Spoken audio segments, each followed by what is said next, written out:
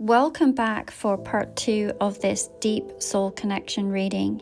If you haven't seen part 1 yet, then I highly recommend watching that first, because we have really uncovered some powerful energies that are shaping the foundation of this particular bond. In part 1, we saw a really striking contrast between the two souls. On one side, we have this Ten of Blades, also known as the Ten of Swords. And this is a soul that has endured immense pain, a lot of karmic betrayal, and repeated endings, possibly carrying deep wounds from past life experiences. This is someone who has really been through a cycle of hardship and is now at a point where transformation is not just necessary, it's inevitable. And on the other side, we have this Star card. A soul that is already in a place of renewal, healing, and divine alignment. And this suggests that while one soul is still moving through their dark night of the soul, the other may really serve as a beacon, holding the space for hope, guidance, and a new way forward. And the roles of these souls may play for each other in this particular lifetime. So, what does this mean in the bigger picture? The dynamic that we saw in part 1 really tells us that these two souls are deeply connected, but possibly in different phases of their evolution. One may be the spiritual teacher or the catalyst that is bringing healing and clarity, while the other one is the wounded warrior, really processing past pain and karmic cycles before stepping into their full power. This could be a twin flame dynamic where one person is more spiritually awakened than the other, or it also could be a soulmate contract where healing is at the heart of this journey together. But here's the big question: how is this connection actually transforming you both? Because no matter what roles you are playing for one another, this relationship is shifting both souls in profound ways. And in this next part, we are really going to uncover exactly how this love is changing both of you, what lessons you're meant to learn, and how this connection is going to be pushing you into growth. So let's take a peek. Spirit, may we please have a look here? What lessons is person number 1? And I'm changing it. Originally this was for the viewer, but I realize that these can be played both ways, that you might be playing the role of the star for someone, or you may still yet be in this energy here. So you choose which pile you are going to represent. But for pile number 1, may we have a look at what lessons are meant to be learned from this connection. What lessons are meant to be learned from this connection, and how is this connection changing you on a soul level? What do we need to know? What do we need to know? What lessons? What lessons and what is changing at a soul level? We have got the Page of Rods, and for this pile here we ask the same, please, Spirit. How is this connection changing the person, and also what lessons are meant to be learned? What lessons are meant to be learned, and how is this connection changing the person? Okay, we have got a number of cards that came out for this one.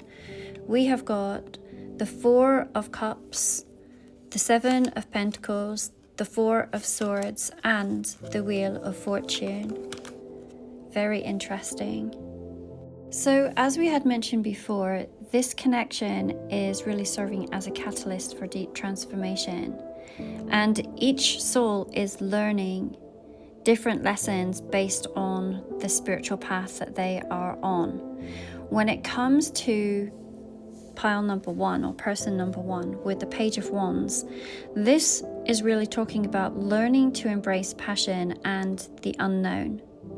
So this soul is learning how to trust new experiences, is learning how to break free from the past, and to step into a more fearless, youthful type of energy.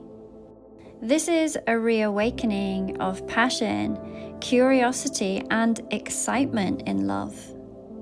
This is someone who may have previously held back or hesitated in relationships, and this connection is showing them that love is meant to be explored and not feared.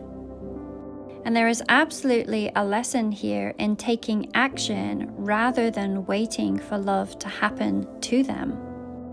This soul is moving from a place of uncertainty to one of enthusiasm and possibility. So what are some of the lessons that this pile number 1 is learning? They are learning self-discovery through love. They may be rediscovering who they are through this connection. They are breaking free from the past. This is very exciting energy after having the 10 of Swords. So this is saying that they are being pushed to step into something new, even if it feels unfamiliar or risky. There's a real element of excitement here. And this card is talking about the power of taking initiative. So instead of waiting for love to come to them, they are really being challenged to follow their desires and to trust their instincts. So this person's soul lesson might be about learning to take risks in love, to embrace new experiences, and to understand that passion and excitement are actually part of their spiritual path. Now, on this pile here, they've got a whole lot of things that are going on here. We've got that 4 of Cups, the 7 of Pentacles, the 4 of Swords, the Wheel of Fortune. This is something about learning how to surrender and something about divine timing here. So this person's soul transformation is really more internal. So they might be in a deep period of reflection, healing, and preparing for a really major shift. So how might this connection be transforming them? Because it feels like there's a lot of transformation that is going in on this person here, but this one, like I say, has a whole bunch of things going on. And this transformation, it feels like they're really being forced, or you are being forced, to look at yours or their emotional dissatisfaction and recognize what has been ignored in love. If we look at the bottles on this particular cup, we will see they say heroin, cyanide, arsenic, and morphine. These are all talking about poisons or toxins. So this transformation might be talking about looking at toxic cycles that they still yet need to release. They are learning the value of patience, here with the 7 of Pentacles, and understanding that not everything happens on their timing. And their soul may be in this period of rest and recovery.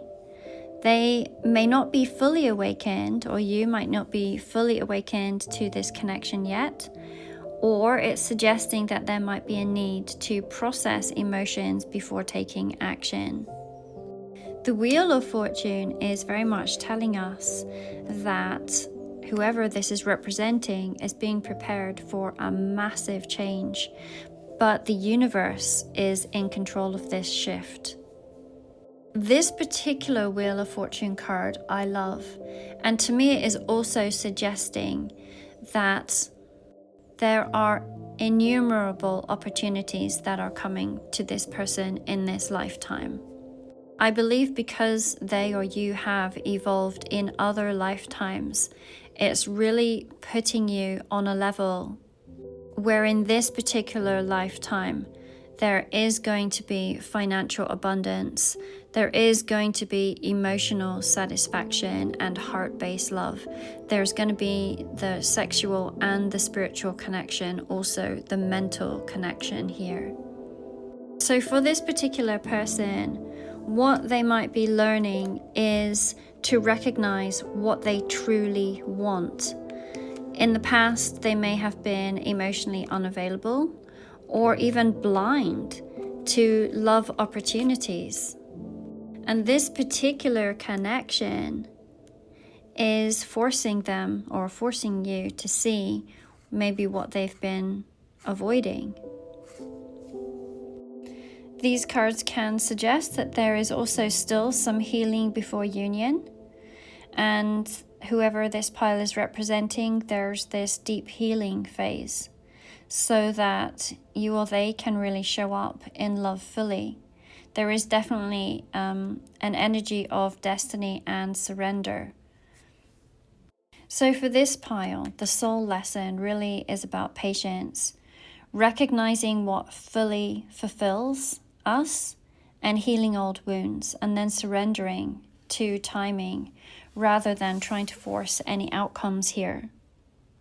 So in conclusion here, we've got two different journeys, but one very deep transformation. So pile number 1 is learning to embrace passion and step into the unknown and take risks in love. While pile number 2 is learning patience, healing, and surrender, and preparing for a destined shift in their life. This is a connection that is forcing both to grow in opposite but complementary ways. One through action and the other through reflection. So if this is a twin flame or a soulmate connection, then it is saying that this transformation will bring the both of you closer in alignment when the time is right. So this connection is not just about love, it is about transformation, and both souls are evolving in different but very necessary ways. And the universe seems to be orchestrating this journey with divine precision.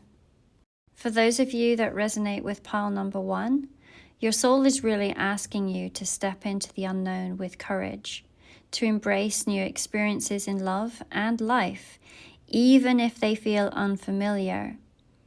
It's saying, don't wait, take inspired action and trust that your passion will lead you to where you need to be.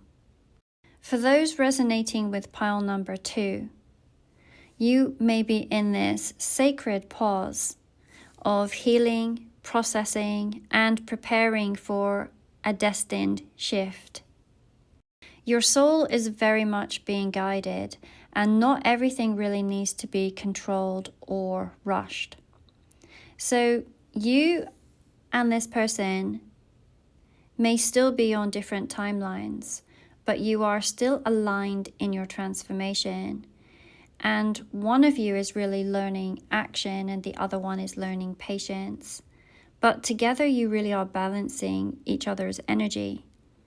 The Wheel of Fortune and the Star remind us that this connection is fated and will unfold in the right time. It's suggesting to keep growing, keep healing, and trust that the universe is leading both of you exactly where you need to be. It really has that energy of whatever is meant for you will never miss you, especially here with this particular card. You see how all the hands are outstretched, ready. Keep evolving, and love will meet you where you are. Once again, a reminder that this is a collective reading, and therefore it is not meant to resonate with everyone, and that's perfectly okay.